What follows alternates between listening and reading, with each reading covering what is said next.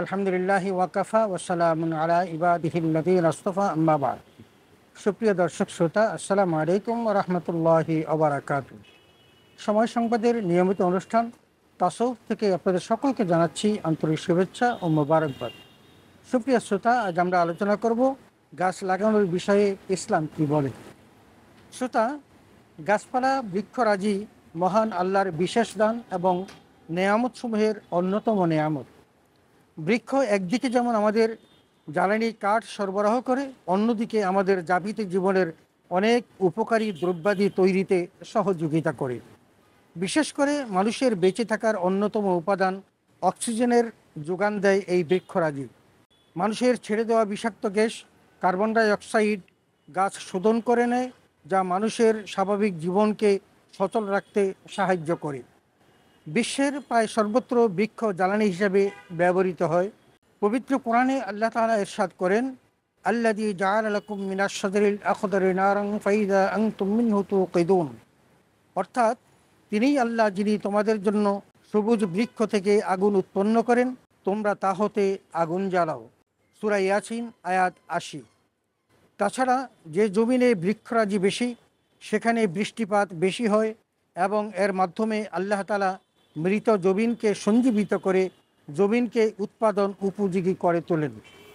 পবিত্র কোরআনে আল্লাহ তাআলা বলেন, ওয়াতারাল আরদা হামিদান ফাইদা আনসালনা আলাইহাল মা ইহতাজ্জাত ওয়ারাবাত ওয়াআনবাতাত মিন কুল্লি যাওজিন বাহিজ।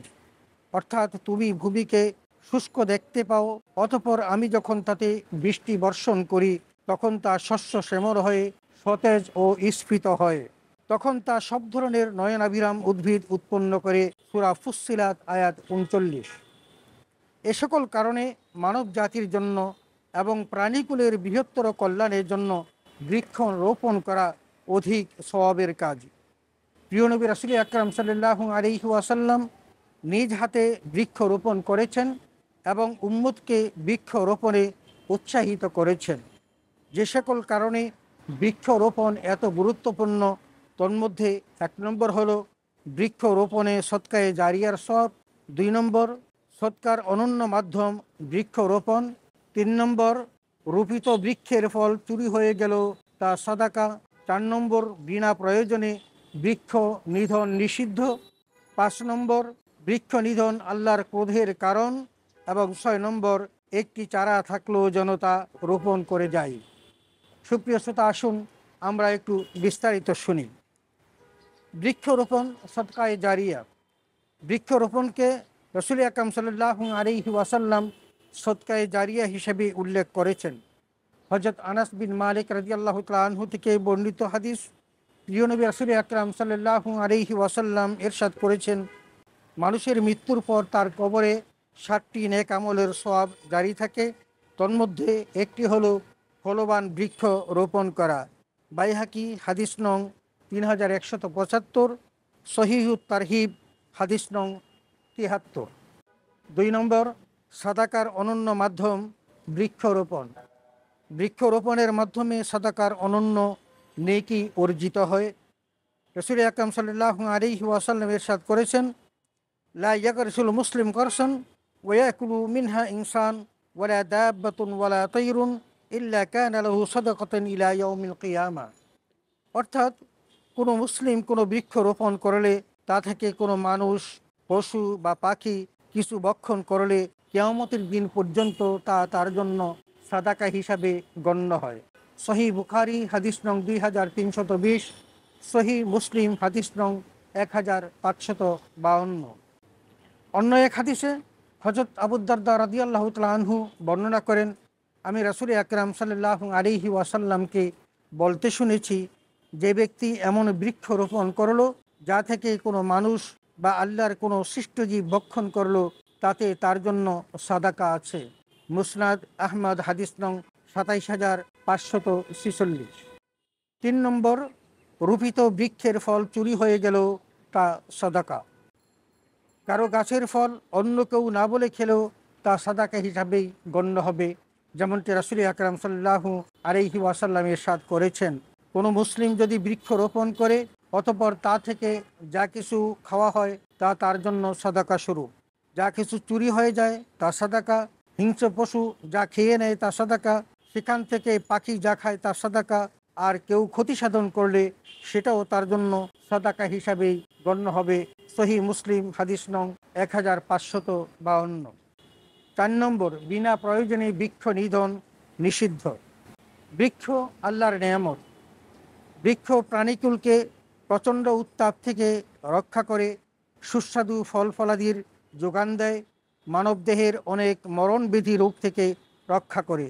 তাই বিনা প্রয়োজনে বৃক্ষ নিধন করতে রসুল আকরাম সাল্লাল্লাহু আলাইহি ওয়াসাল্লাম নিষেধ করেছেন। রসুল আকরাম সাল্লাল্লাহু আলাইহি ওয়াসাল্লাম ইরশাদ করেছেন, যে ব্যক্তি বিনা প্রয়োজনে কুল বৃক্ষ কর্তন করবে, আল্লাহ তাআলা তাকে অধোমুখে জাহান্নামে নিক্ষেপ করবেন। আবু দাউদ, হাদিস নং 5239। 5 নম্বর, বৃক্ষ নিধন আল্লাহর ক্রোধের কারণ। যারা নির্বিচারে বৃক্ষ নিধন করবে তারা আল্লাহর ক্রোধের শিকার হবে। যেমনটি মহান রব্বুল আলামিন পবিত্র কোরআনুল কারীমে ইরশাদ করেছেন, ওয়াইদা তাওয়াল্লা সাআ ফিল আরদি লিয়ুফসিদা ফিহা ওয়া ইউহলিকাল হারসা ওয়ান নাসলা ওয়াল্লাহু লা ইউহিব্বুল ফাসাদ। অর্থাৎ, আর যখন সে প্রস্থান করে তখন পৃথিবীতে অশান্তি সৃষ্টি করে এবং শস্যক্ষেত্র ও জীবজন্তুর ধ্বংসের চেষ্টা করে, অথচ আল্লাহ অশান্তি পছন্দ করেন না। সূরা বাকারা আয়াত 205। আমরা যেন পৃথিবীতে অশান্তি সৃষ্টি আর ফসল ও প্রাণীর ধ্বংসের পায়তারা করে আল্লাহর ক্রোধের শিকার না হই, বরং 6 নম্বর, একটি চারা থাকলেও তা রোপণ করে যায়। প্রিয় নবী রাসূল আকরাম সাল্লাল্লাহু আলাইহি ওয়াসাল্লাম এরশাদ করেছেন, যদি কিয়ামত সংঘটিত হওয়ার সময়ও এসে যায় আর তোমাদের হাতে একটি চারা গাছ থাকে, তাহলে বসা অবস্থায় থাকলে দাঁড়ানোর আগেই যেন সে তা রোপণ করে দেয়। মুসনাদে আহমদ, হাদিস 13004। আল্লাহর সৃষ্টির মধ্যে বৃক্ষ এক অনন্য সৃষ্টি। আল্লাহ তাআলা এই বৃক্ষ রোপণ করতে বলেছেন এবং বৃক্ষের ফলের সমপরিমাণ সওয়াব কাল কিয়ামতের মাঠে আল্লাহ তাআলা দান করবেন। যেমনটি রাসূল আকরাম সাল্লাল্লাহু আলাইহি ওয়াসাল্লাম বলেছেন, মা মিন রাজুলিন ইয়াগরিসু গারসান ইল্লা কাতাবাল্লাহু আযজা ওয়া জাল্লা লাহু মিনাল আজরি কদরা মা ইয়াখরুজু মিন সামারিন যালিকাল গারাস। রাসূল আকরাম সাল্লাল্লাহু আলাইহি ওয়াসাল্লাম ইরশাদ করেছেন, কেউ যদি কোনো বৃক্ষ রোপণ করে এবং সেখান থেকে যে পরিমাণ ফল উৎপন্ন হয়, আল্লাহ তাআলা কিয়ামতের মাঠে তাকে সেই পরিমাণ নেক আমল দান করবেন। মুসনাদে আহমদ, 5ম খণ্ড, 415 পৃষ্ঠা। সুপ্রিয় দর্শক শ্রোতা, আসুন আমরা গাছ লাগানোর বিষয়ে ইসলাম কী বলে এই সম্পর্কে পবিত্র কোরআন হাদিসের দিক নির্দেশনা দেখলাম, এবং বৃক্ষ রোপণে যে আল্লাহ তাআলা সদকাতুল জারিয়ার মতো সওয়াব রেখেছেন এবং পরকালীন জীবনের মুক্তির পাথর হিসেবে বৃক্ষ রোপণকে সম্মানিত করেছেন, আমরা যেন সেই কাজটি বৃহত্তর কল্যাণের জন্য কাজে লাগাতে পারি এবং এর বিনিময়ে জান্নাত লাভ করতে পারি। আল্লাহ তাআলা আমাদের সকলকে সেই তৌফিক দান করুন, আমিন। ওয়া আখির দাওয়ানা আলহামদুলিল্লাহি রাব্বিল আলামিন। আসসালামু আলাইকুম ওয়া রাহমাতুল্লাহি ওয়া বারাকাতুহু।